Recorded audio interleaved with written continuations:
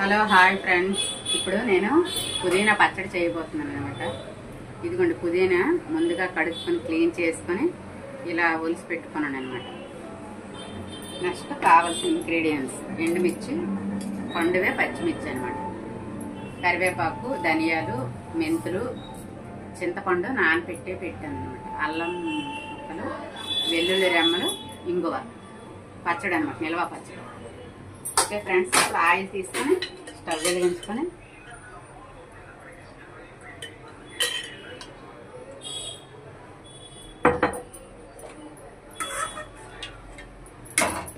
ముందుగా పోపులు వేసుకొని ధనియాలు, మెంతులు వేసుకొని కొంచెం ఫ్రై అయ్యాక నేను పచ్చిమిర్చి, ఎండుమిర్చి రెండు తీసుకున్నాను. ఫస్ట్ మన పేరుతో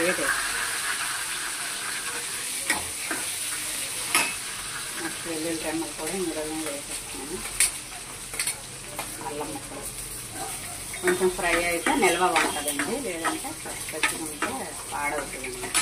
ఇవి కూడా కొంచెం ఆరపెట్టుకున్నాక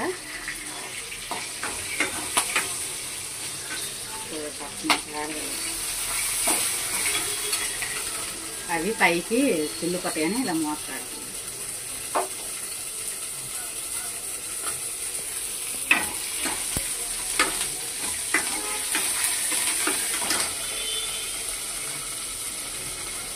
మనం పైకి అంటే వెల్లుల్లి కొట్టకపోతే పైకి చిల్లుపతాయండి, అందుకనిసి కొంచెం చిరగపట్టలేదు, నేను అలాగే వేస్తాను. కొంచెం కొట్టుకొని వేయాలన్నమాట, లేదంటే పైకి చిల్లుపోతాయి, జాగ్రత్త.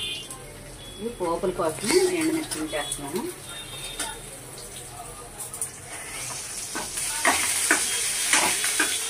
ఇలా ఫ్రై అయ్యాక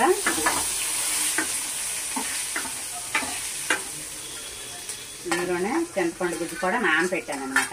ఇదిగోండి, చక్కెర వేసింది నానిపోయి ఉంటుంది. ఇప్పుడు ఇందులోనే నేను చింతపండు కూడా వేస్తాను. ఇప్పుడు పుదీనా వేసాను.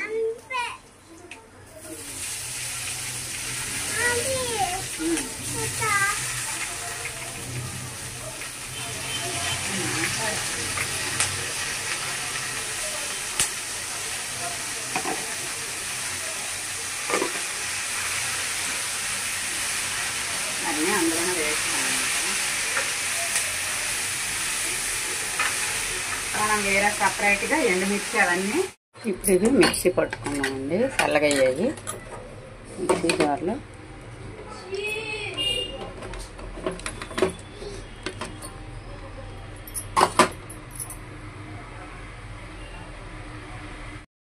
పోపుల ఇదండి కొన్నాను, ఇక్కడ చిన్న కడాయి లాంటిది. పోపుల గరిటె 100 రూపీస్ అయింది ఎస్మార్ట్లో. ఇప్పుడు ఇవ్వండి, ఆయిల్ వేసుకొని ఆయిల్ వేడయ్యాక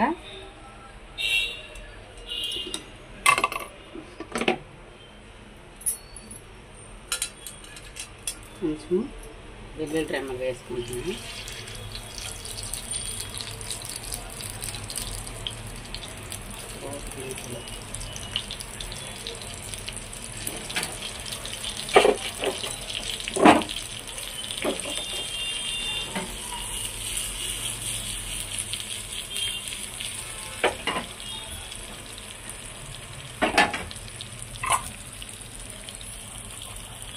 అసలు ధనియాలు నేను మిక్సీ పట్టేటప్పుడు వేసుకున్నాను. ఇప్పుడు జీరా అండి, ఇదిగోండి కొంచెం ఆవాలు, కొంచెం జీరా వేసుకుంటున్నాను. ఇందాక మెంతులున్న ధనియాలు వేసుకున్నాను అనమాట. కరివేపాకు, వెల్లుల్లి రెమ్మలు,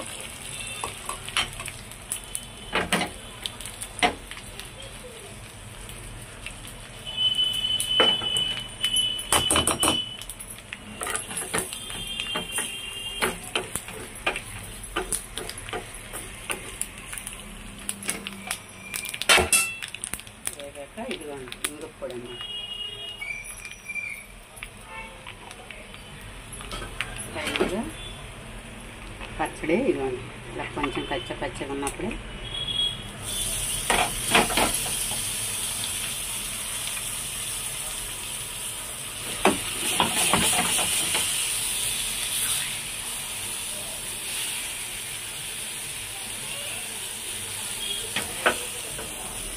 ఇంకొంచెం ఆయిల్ కావాలంటే వేసుకోవచ్చు, నిల్వ ఉండాలంటే పచ్చడి.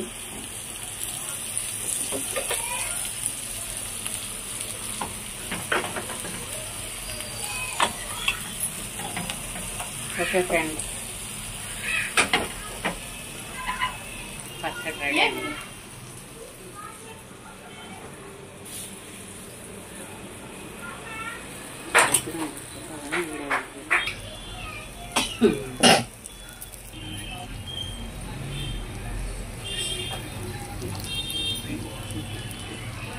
ఇప్పుడు టేస్ట్ చేసిద్దాము ఎలా వచ్చిందో ఏంటో. మనకు సాల్ట్ అవి సరిపోతే వేసుకోవచ్చండి.